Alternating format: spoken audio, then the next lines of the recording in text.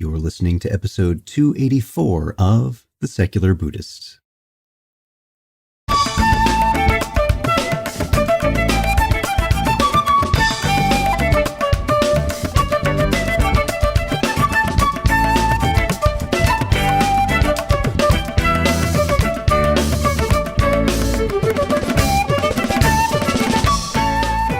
Welcome to The Secular Buddhist. I'm Ted Meissner.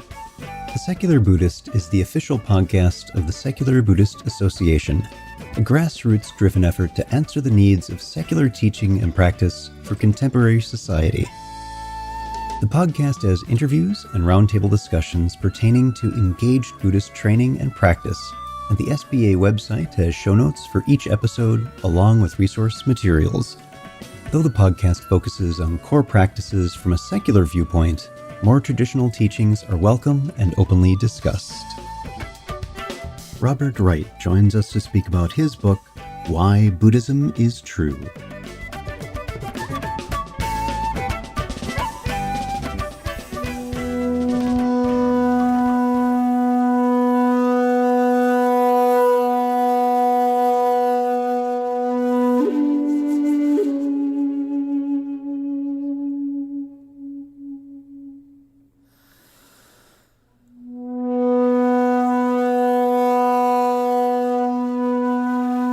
Hi everyone.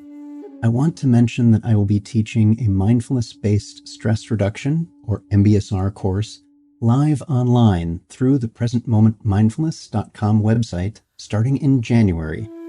This is offered on a donation basis, not at a set cost, and will be held on Saturdays from noon to about 2:30 in the afternoon Eastern U.S. time. If you're interested in finding out more or applying for the course, details and links to apply will be posted on presentmomentmindfulness.com and on our social media presence. Hope you're able to join me and my co-teacher, Amy Ballantyne, in 2018. Recently, there has been a great deal of discussion about the book we're going to be speaking about today. Some of that discussion, particularly and interestingly from some Buddhists, has highlighted the long road we have to take around mutual understanding within the global Sangha. And yet, there remains value and transformative power in the teaching and practice handed down through the centuries, even as it meets today's society. Robert Wright is a New York Times bestselling author of The Evolution of God, a finalist for the Pulitzer Prize, Non-Zero, Moral Animal, Three Scientists and Their Gods, and Why Buddhism is True. He is the co-founder and editor-in-chief of the widely respected bloggingheads.tv and meaningoflife.tv. He has written for The New Yorker, The Atlantic, The New York Times, Time, Slate, and The New Republic. He has taught at the University of Pennsylvania and at Princeton University, where he also created the popular online course Buddhism and Modern Psychology. He is currently visiting professor of science and religion at Union Theological Seminary in New York. Special thanks to Aaron Reback for coordinating today's interview. So sit back, relax, and have a nice peppermint tea. Our guest today is Robert Wright. Bob, welcome to the podcast. Glad to have you here. Well, thanks for having me, Ted. Very glad to see you. We've been enjoying a great deal of buzz about your book, Why Buddhism is True, but I want to start by having you tell us about your background with Buddhism. How did you first encounter it? Well, I guess I had flirted with meditation since college, and I guess the meditation was of a Buddhist sort. I know I tried a little bit of Zen once. Meditation had never worked for me. And of course, I'd also done the standard, kind of a little bit of Alan Watts reading or whatever you do in college. But I had not had a very thoroughgoing encounter with it until finally I decided that I seemed to be so ill-suited to meditation that I should go to boot camp.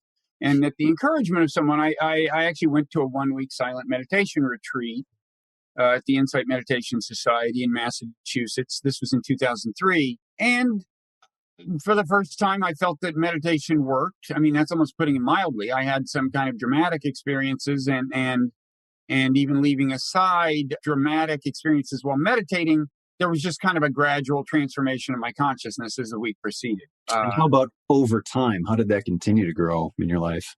You mean after the retreat? Yeah, yeah. Well, of course, as you probably know, the first challenge you face after emerging from your first retreat with evangelical fervor. I mean, and I guess this is an especially kind of acute challenge if your first retreat was the first time meditation worked for you, right? I mean, and it works in a kind of dramatic way, and you emerge wanting to tell the world how wonderful it is and finding that actually at least half of the world doesn't care. But in any event, thinking that you've found the Holy Grail, and then slowly learning that actually sustaining a daily practice can be hard, and that even if you sustain a daily practice, you're probably not going to be quite where you were on day 5 or 6 of the retreat. But I did stick with it.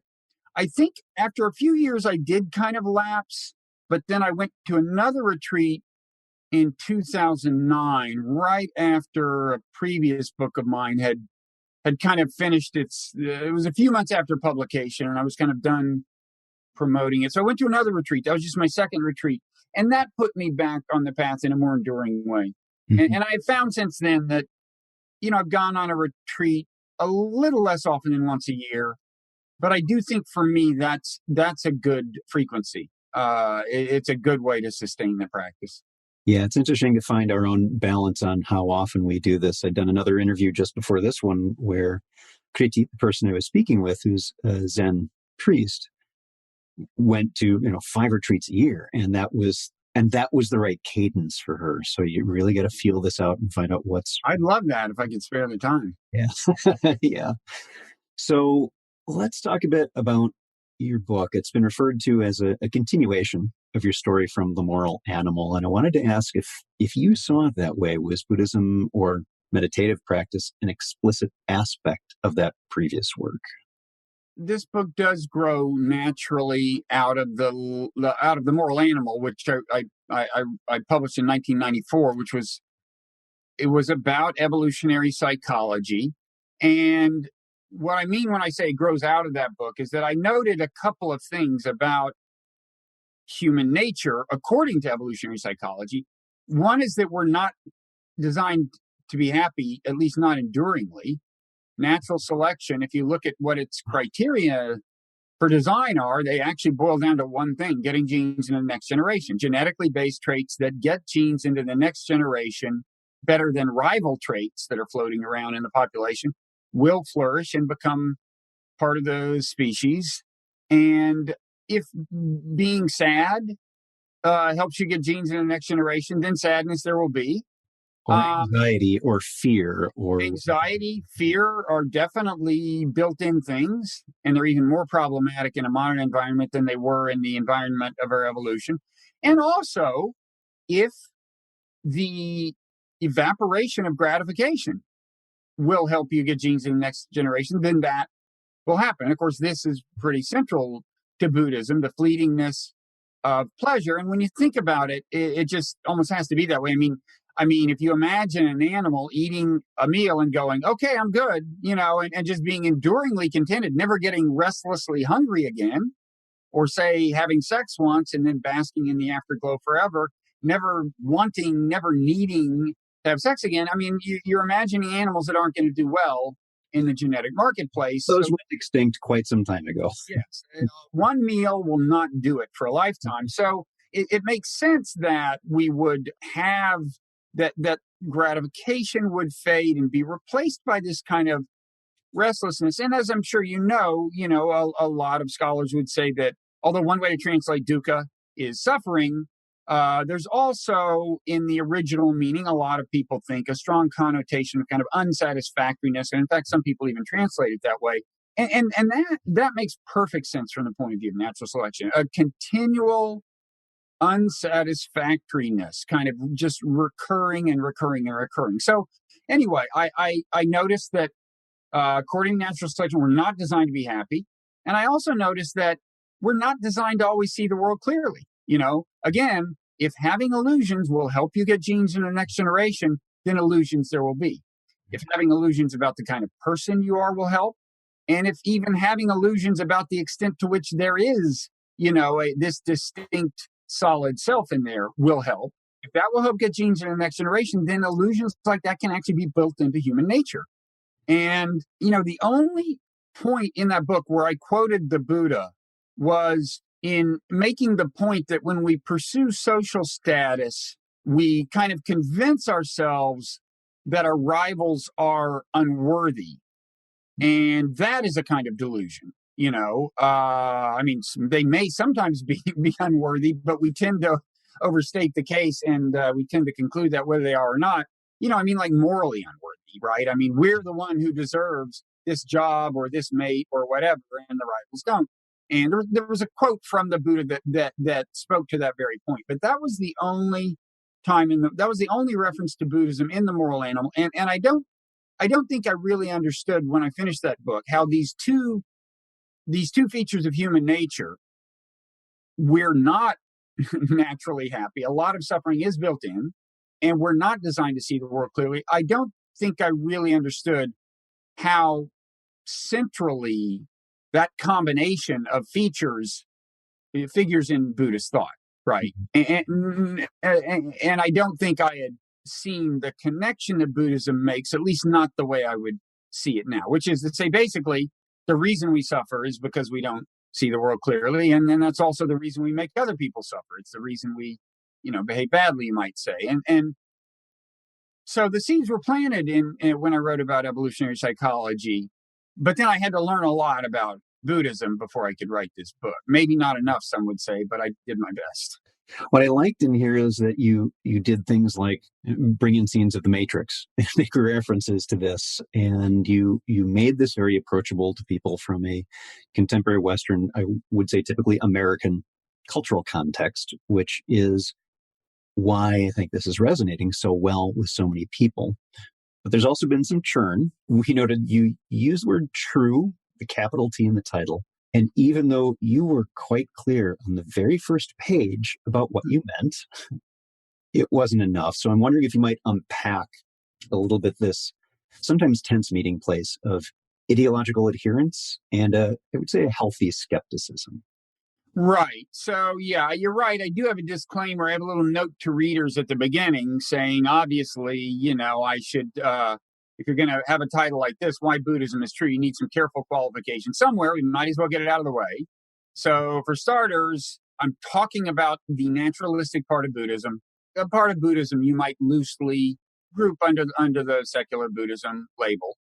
In other words, the parts of Buddhist thought that can be evaluated in light of, like psychology, modern philosophy, and so on, as opposed to things like rebirth, which are just kind of hard ideas to test or evaluate.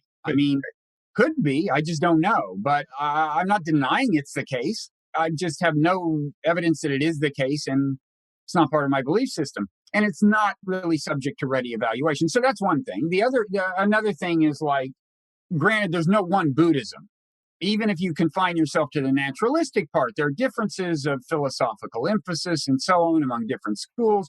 But I say I'm trying to confine myself to doctrines that are pretty broadly part of Buddhism, Theravada, Mahayana, like not self. I spend a lot of time on that. I spend some time on emptiness, a fair amount, which is a little more Mahayana in emphasis than Theravada. But I find that the experience of emptiness is part of deep meditation in Theravada, even if people speak about it, sometimes with words other than emptiness. So anyway, I was focusing on a kind of common core of Buddhist ideas. And then as for, whether it does, some people say, well, doesn't Buddhism itself, isn't it saying there's no such thing as truth? Well, again, it depends on which Buddhist philosopher you look at. But, some, you might say Nagarjuna or who, some come close, by some interpretations are saying something like that, or they may say there's no ultimate truth or whatever. But the fact is that Buddhist philosophical discourse is absolutely full of people claiming that things are the case, that like there is not a self. That's a claim. And Buddhist philosophers arguing about this. And so I think for practical purposes, and people may have heard of the phrase "the Four Noble Truths." That's the most common translation of that phrase, and so I don't think you need to get hung up on that. Now, I also say more in an appendix probably that when I say true, I mean it the way we talk about scientific theories being true. We never really know with 100% certainty that any scientific theory is true. Any theory could be replaced by something that's more powerful or more elegant or could shown to be a flaw. All we can say at any given point is this theory is more elegantly accounts for the phenomena than other theory. If there's more evidence to support it. That's what we mean by true in science. And maybe if we were super careful, we wouldn't use the word true in science. Fine, but we do, by and large, and certainly in casual discourse. So, I mean, if I sound like I'm going on too long about this, you're right that no amount of going on about it can actually insulate you from all the criticism. But I haven't gotten hit too hard on this particular point. But you're kind of asking for trouble because leave all the quibbles about the meaning of truth aside. It's just kind of an audacious title. Yes. It makes people not like you, right? So that's a problem. I also noticed that as you were speaking, you were describing very well the point that you have certainly had to make. I had to make as well just this morning again, that science is provisional. And this is in a discussion of scientism, trying to make it into an ideological stance. And it's not. It's just a method for how we might, as best we can, discern what's true in the natural world in a way that you and I can both observe and agree on. And I'm wondering if you run into these misperceptions about science. There's an attempt to put it on the same playing field as an ideological stance rather than just a method for learning. Yeah, well, I certainly think that there are people who do somewhat you might call philosophical overreaching with science. And that's roughly what I think you mean by scientism.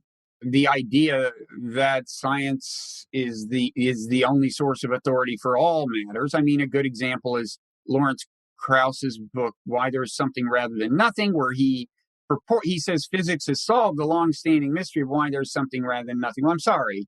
No.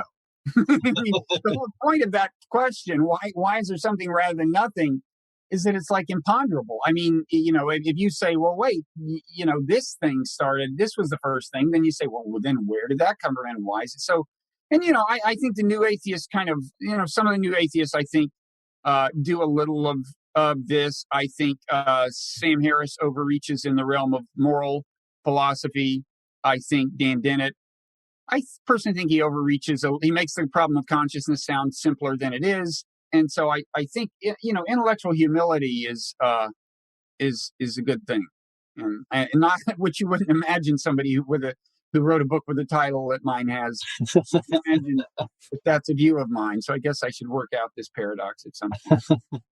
Well, it is interesting. I think you're right that those of us who do have an understanding of really what science is for, as we've just been describing it, are well aware that nothing in there talks about what we find of value or meaningful to us emotionally as human animals, as human beings, as people who love and fear and all the rest of it. We can explain some things using science. Oh, here's what's happening to your heart rate when you're fearful. Yeah, but how does it impact and change your life?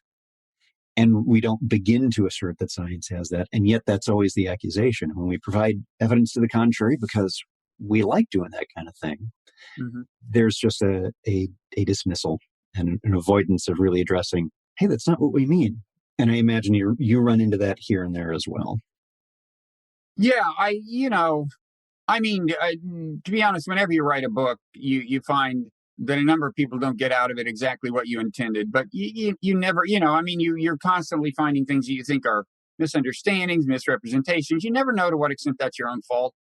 And you could have been clearer, but it's a number of misunderstandings can arise. Yeah.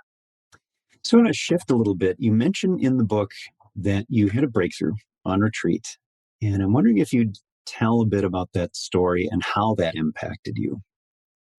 Well, there were actually kind of two breakthroughs. I mean, the first what I consider my big meditation breakthrough, because at this point I really saw what a valuable tool it could be.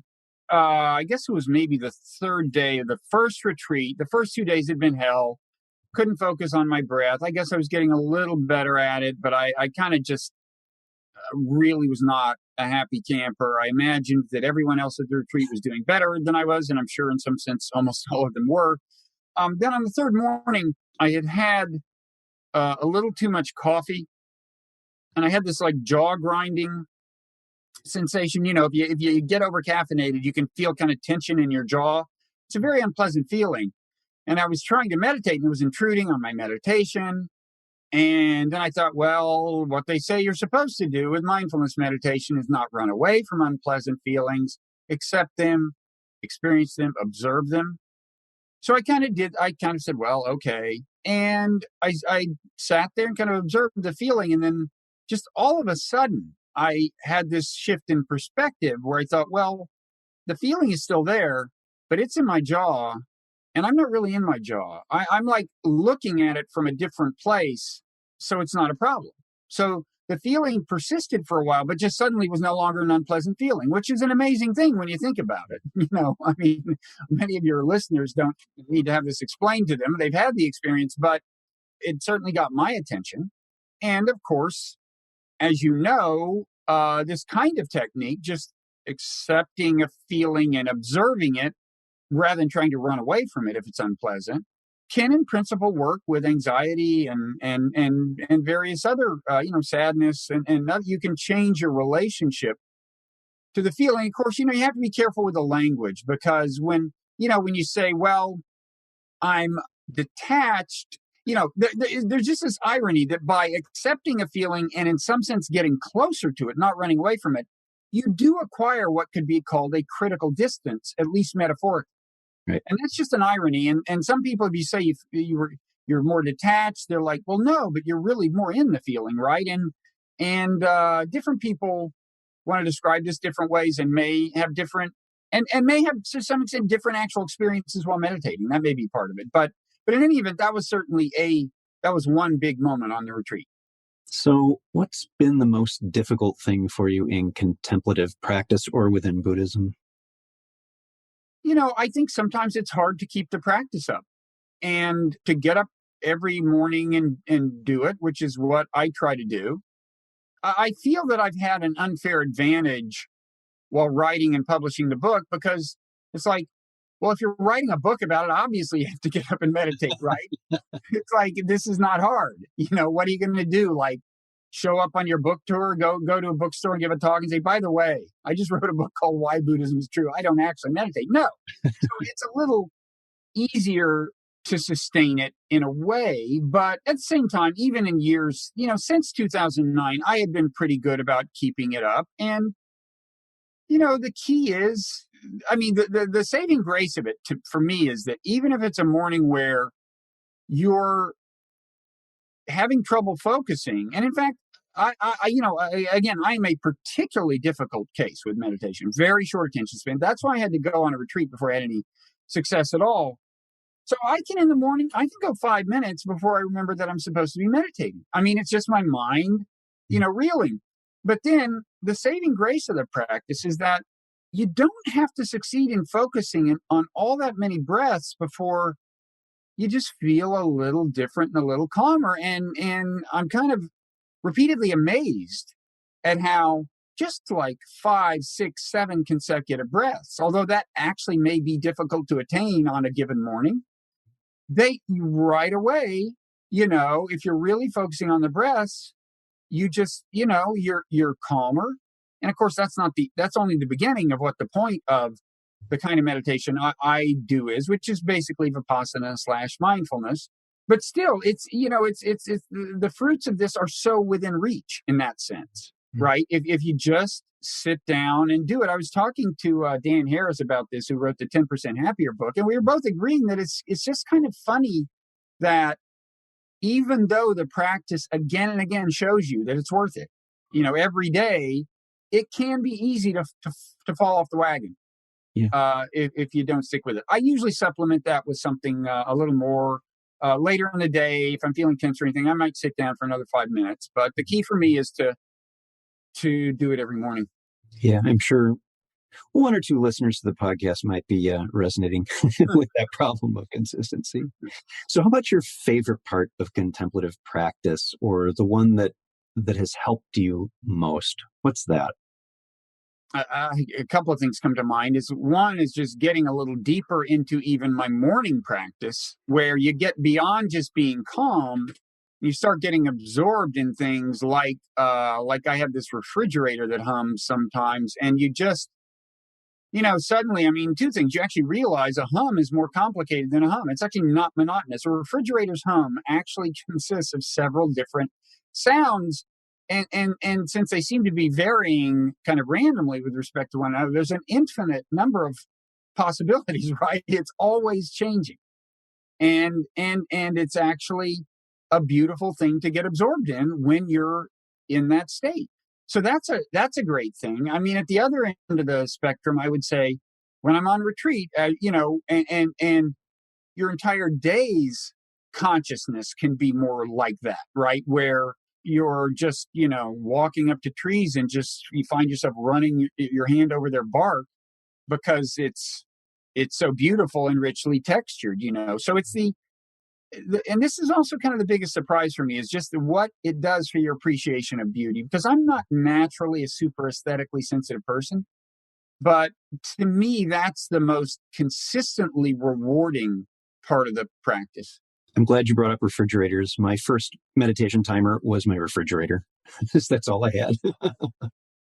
Meaning that when it started humming or stopped humming, you'd both. Actually, I'd use each, and they were very different experiences because they'd go for a while. And if I wanted a short meditation, the refrigerator would hum for about 10 minutes. And that was more of an open receiving.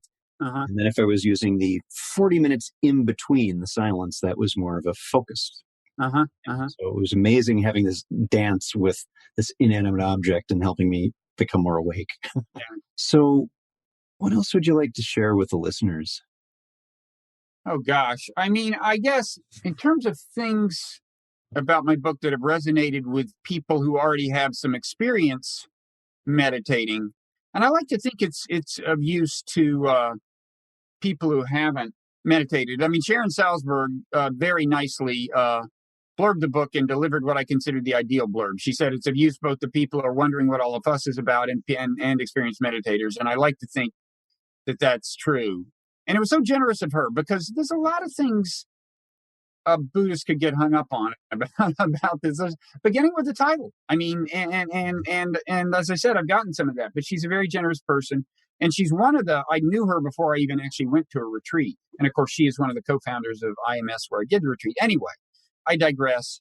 I think a couple of things meditators have resonated with. One is the kind of evolutionary backstory. So there is in Buddhism a certain implied skepticism toward feelings, right? You could put it that way.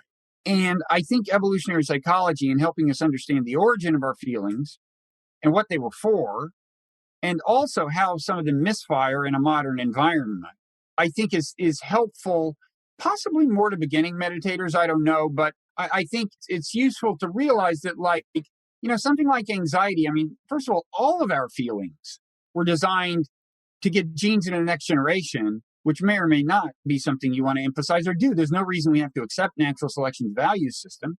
Moreover, though, things like anxiety in a modern environment, they don't even always function well from natural selection's point of view. So, for example, public speaking anxiety, we weren't designed by natural. So, if you look at the environment we evolved in, which is more like a hunter-gatherer society, you wouldn't find yourself addressing a bunch of people you didn't know.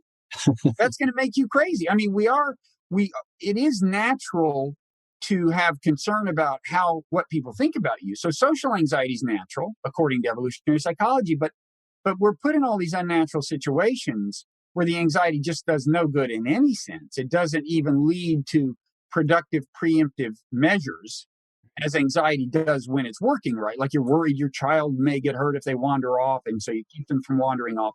That's anxiety working as it's supposed to. But like worrying about, having dropped your child off in a daycare center and sitting there worrying all day because again, that's an unnatural thing to leave your child with a bunch of people you don't know. That's not productive. It's not going to change anything. So that has been useful to people. I think the kind of evolutionary backstory and the feelings, something that I think has more experienced meditators have said they found useful is the whole emphasis on the book on what some psychologists, including evolutionary psychologists, champion, and it's called the modular model of the mind. And the idea here is that the mind is not one thing, that the way it was built up through natural selection is there are a lot of different minds, you might say, or a lot of different players with their own agendas. So that, yeah, there may be and these modules are not in specific parts of the brain. They're all kind of distributed across the brain. So in that sense, module is misleading, but still functionally speaking, they're like different modules. So there might be a module in charge of getting you to eat enough stuff. There might be a module in charge of your social interactions, like getting you to, say, make a good impression on people you meet. And if you're at a cocktail party, talking to someone and you can see the hors d'oeuvres, you might feel a conflict between these two modules, right? And the idea in the modular model is that there are conflicts between modules, and sometimes it's totally subterranean. You don't experience it, and kind of the winning module is the one that kind of gets control of your consciousness. So the way people may have heard meditation teachers, especially at retreats, say things like, thoughts think themselves. Well, what they mean, of course, is that if you get your mind in a state of sufficient calm, it may start to look as if thoughts are just kind of drifting in from left field. Well, according to the modular model, this makes sense because thoughts are, in a sense, being injected into consciousness by the module that has control of the show at the moment. And then the conscious, what you think of as a conscious self, kind of embraces the thought as its own, as if it came up with it. And so the modular model specifically, which I spend some time on, a lot of people are finding useful. I got to say, my hors d'oeuvre module is pretty buff. That one would win out over the discussion. well, strictly speaking, it may depend on who you're talking to. I mean, psychologists would predict. Is it your boss or is it a subordinate, for starters? Yeah. Well, everyone who's listening to the podcast, our guest today has been Robert Wright. If you want to find out more about his work, I'll have a few links, as well as a link to the book, Why Buddhism is True, on the episode page for this episode. Thanks so much for being here. Really appreciate your time today. Thank you. I really appreciate it, and I enjoyed the conversation, Ted.